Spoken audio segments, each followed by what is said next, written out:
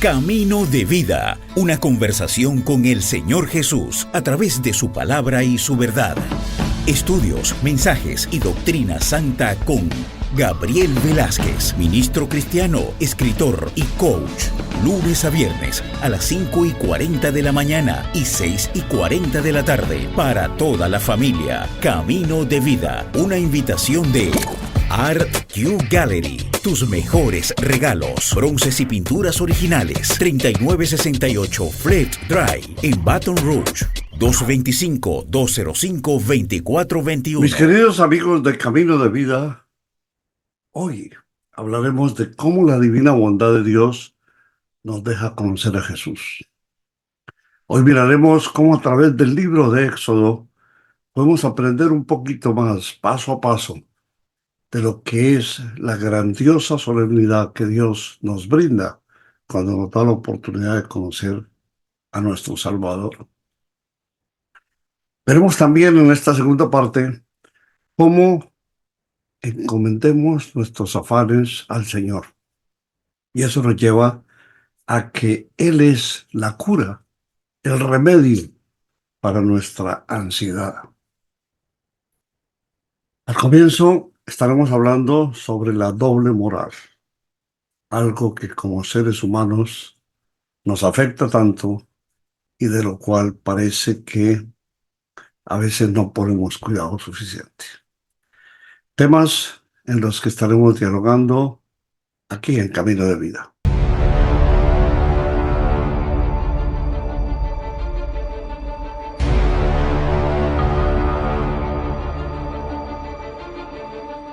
La doble moral es actuar de manera contraria a lo que se predica. Es presentar una cara y luego presentar una completamente diferente. Implica actuar de manera contraria a lo que nosotros decimos y predicamos. Es un tema que la Biblia aborda de varias maneras. En la enseñanza cristiana se enfatiza la coherencia entre las acciones y las palabras, así como la necesidad de vivir de acuerdo con los principios y los valores que se proclaman. Mateo 23 nos muestra cómo Jesús critica a los fariseos por predicar. Ojo, critica a los fariseos por predicar, pero no practicar lo que enseñan. Y dice, así que hagan y obedezcan todo lo que les digan, pero no imiten sus acciones porque ellos no hacen lo que dicen. La Biblia enseña que la hipocresía y la doble moral son contrarias al carácter de Dios y al llamado de vivir vidas de integridad y honestidad. Salomón en Proverbios 11:3 nos dice: la integridad de los rectos los guía, la falsedad de los desleales los destruye. Este versículo resalta la importancia de la integridad de nuestras acciones y la destructividad que debemos tratar de hacer contra la falsedad y la hipocresía. En la práctica, los seres humanos a menudo luchan con la coherencia entre lo que predican y cómo viven. A veces las personas pueden caer en la hipocresía debido a la debilidad humana, la presión social o la falta de reflexión sobre sus propias acciones. En la sociedad contemporánea, donde la imagen pública y la reputación a menudo son tan valoradas, la tentación de mantener una fachada externa de virtud puede ser muy fuerte, incluso si no refleja la realidad interna de una persona. Y es aquí donde más fallamos. Por otro lado, también es común que la gente critique la hipocresía y la doble moral de los demás, especialmente cuando se percibe como injusta o perjudicial. Sin embargo, es importante recordar que todos somos imperfectos y propensos a cometer errores. Lo triste aquí es que antes de mirarnos cómo actuamos nosotros, creemos tener el derecho de criticar y sopesar la acción y las palabras de los demás, queriéndolos acusar a ellos de doble moral sin que primero veamos cuál es exactamente nuestra situación. La reflexión personal y el esfuerzo por vivir con integridad pueden ayudar a combatir la hipocresía en nuestras propias vidas y promover una sociedad más honesta y coherente. Si nosotros sintetizamos, tenemos que decir que la doble moral y la hipocresía llama a vivir vidas que no son las que realmente debemos vivir, ya que el llamado que nos hace la palabra es que haya integridad y coherencia entre lo que se predica y lo que se predica y lo que se practica. Los seres humanos a menudo luchamos por conseguir este ideal, pero la hipocresía sigue siendo un problema en la sociedad contemporánea. Y tenemos que decirlo con tristeza, cada día es más esa doble moral que se ve, que la honradez, la pulcritud y la santidad en la expresión y en el pensamiento que tenemos para conciliar lo que en algún momento es parte de nuestro entorno. Dijimos también que la divina bondad de Dios nos deja conocer a Jesús. En el libro de Éxodo, Moisés nos dice: no injuriarás a los jueces, ni maldecirás al príncipe de tu pueblo. No devorarás la primicia de tu cosecha, ni de tu lagar. Me darás el primogénito de tus hijos. Entendamos que al respecto tenemos que mirar cómo es que la acción que nosotros realizamos desde el punto de vista material, humano, se estrella a veces contra lo que conocemos y sabemos que la palabra nos dice. Y queremos mostrar actitudes completamente contrarias cuando de verdad lo que suponemos es y debemos es hacer lo que el Señor quiere y nos manda que hagamos. Por eso tenemos que mirar esta frase: cuán difícil es abrir nuestra propia identidad terrenal para conocer las cosas del Señor y tener temor de su ira y de su castigo.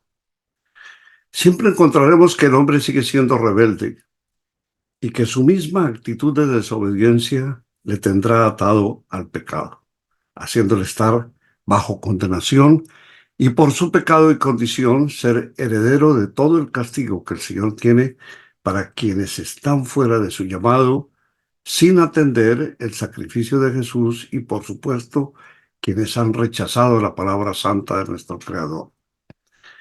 Queremos manifestarnos como hombres y personas solas, con absoluta autonomía para hacer, sin necesidad de nadie que tome nuestros casos, como si pudiéramos vivir y actuar solo bajo nuestra condición humana, como si fuéramos suficientes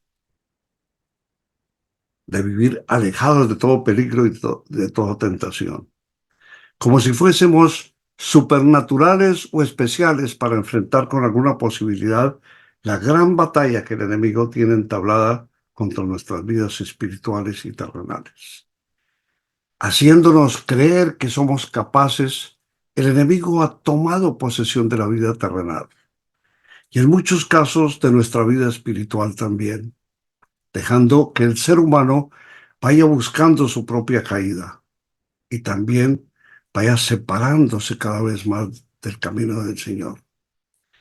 Pero nada podrá variar ni hacer que cambie la voluntad de Dios cuando brinde a quien Él eligió desde antes de su creación, que estaríamos ante su presencia y alabaríamos su nombre y todo su esplendor como Dios y Señor de todo lo creado. En esa confianza y con esa fe descansa toda nuestra seguridad. Y estamos seguros de que estando en sus manos, confiamos porque solo Él nos dispensó y Él hizo que fuese realidad por medio de Jesús en nuestras vidas para su eternidad. Seguramente que muchas formas existirán y en muchas formas nos podemos dirigir y podríamos tener para seguir disfrazando y distrayendo la rebeldía que naturalmente llevamos a cuestas. Y solo cuando cumplimos a cabalidad y sin ninguna condición la ley y el mandato divino, podremos establecer que Él nos guarda y nos conserva para su gloria eterna, y solo porque Él así lo ha dispuesto, sin que nosotros tengamos ninguna participación, solo agradecimiento. El Señor lo da todo y también todo puede quitarlo cuando a Él le plazca. Él es poderoso y sabio, y su divina sabiduría conoce qué es bueno y qué debe dar a cada ser que Él creó. Conocer al Señor es conocer a Jesús, porque solo a través de Él podemos conocer el camino que Él transitó, y en su bondad nos lo enseña a quienes a Él place entregar. Nuestra condición es saberlo por su revelación en las Escrituras y obedecerle porque su infinita verdad es absoluta y nada humano puede intentar ir en contra de la voluntad de quien es Dios soberano y sobrenatural. Por lo tanto, tengamos siempre presente y que no se nos olvide en ningún momento que solamente la divina bondad del Padre Creador es quien nos deja conocer a Jesús y a través de él el camino para nuestra salvación. Estuvimos hablando, comenzando un corto estudio sobre lo que es la ansiedad. Establecimos algunos puntos que como referencia nos sirven para conocer a consecuencia de qué y qué debemos hacer cuando la ansiedad llega a nuestras vidas y cuando a través de ella empezamos a sentir algo como es lo que el Señor nos dice que debemos hacer. Entender que Dios conoce todo, saber que a Él no le sorprende nada y entender también que bajo toda circunstancia Dios jamás carece de una solución, deben ser parámetros suficientes para que nos sirvan de fortaleza y entender que confiando en el Señor estamos salvos. No hay nada que pueda equipararse, que pueda compararse. En el estudio de hoy, en la parte del estudio de hoy, nos dice la palabra santa en el Salmo 55. Los dichos de su boca son más blandos que mantequilla, pero guerra hay en su corazón. Suaviza sus palabras más que el aceite, mas ellas son espadas desnudas. Echa sobre Jehová tu carga y él te sustentará. No dejará para siempre caído al justo. Encomienda al Señor tus afanes y eso será cura para tu ansiedad. El señor Hannah Whittier Smith cuenta una historia que ocurrió hace unos 100 años, pero que es tan actual como el periódico matutino que recibimos esta mañana. Un granjero con un caballo y una carreta ve a un hombre caminando con un saco pesado en su espalda, así que le ofrece un aventón. El extraño acepta y se sube a la carreta, pero mientras iban avanzando todavía estaba encorvado bajo el peso de su saco. El granjero le pregunta, ¿por qué no sueltas el saco? Imagínate, él se había subido a la carreta con el saco al hombro y no había dejado el saco descansar en la carreta. El hombre respondió, eso sería pedirte demasiado. Estoy agradecido porque me lleves, pero nunca esperaría que también cargaras mi saco. Es increíble y sorprendente este ejemplo. Es lo mismo que hacemos cuando aceptamos la oferta de salvación de Dios, pero insistimos en seguir llevando nuestras cargas. Encomienda al Señor tus afanes y Él te sostendrá. Eso nos llama a que Dios no comenzará a trabajar en el problema hasta que tú se lo entregues. Es tanto como no vas a ser tú quien le dé la solución. Voy a ser yo mientras yo tenga ese problema en mis manos para darle un arreglo. Él se involucra cuando lo invitas. Esperamos hasta que estamos hechos pedazos y entonces nos preguntamos, ¿por qué Dios no nos ayuda? Y eso nos pasa cotidianamente.